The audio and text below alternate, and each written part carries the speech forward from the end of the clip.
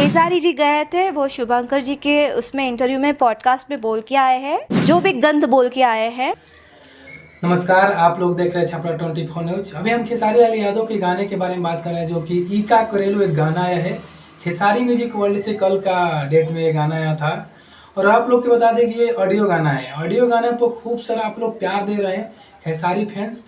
आप लोग को बता दें कि अभी खेसारी लाल यादव का जो ये गाना ईका करेलू, ये गाने के देखा जाए तो एक दिन हुआ है, एक दिन में ऑडियो गाना के आप लोग इतना प्यार दिए कि यूट्यूब के पूरे ट्रेंडिंग सेक्शन 6 पे ट्रेंड कर रहे हैं गाना। आप लोग के बता दें कि ये गाना खेसारी लाल यादव की आवाज़ में है और शिल्पी राज की आवाज़ में, फीमेल सिंगर शिल्पी राज की आवाज़ में है।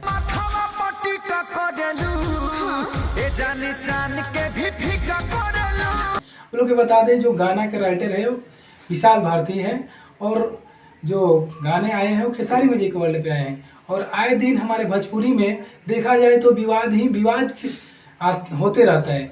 विवाद एक फिर से नया विवाद हो चुका है, जो कि काजल लखवानी एक इंटरव्यू में आकर देखिए खुद कैसे खेसारी लाल के बुरा भला बोल रही है। केसारी जी गए थे, वो शुभंकर जी के उसमें इंटरव्यू में पॉडकास्ट में बोल के आए हैं, जो भी गंद बोल के आए हैं। और ऐसा हुआ होगा तो बोल रही है, उसके लिए मुझे तो पूरा जानकारी मालूम नहीं है।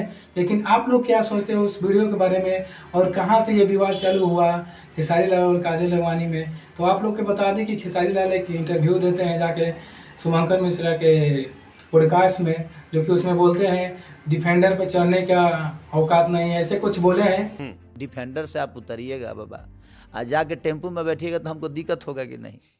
तो आप लोग क्या सोचते हैं इस वीडियो के बारे में, और खेसारी लाल के बारे में क्या सोचते हैं गाने के बारे में? कमेंट सेक्शन में राय बताइएगा। और मिलते हैं कुछ अलग वीडियो में।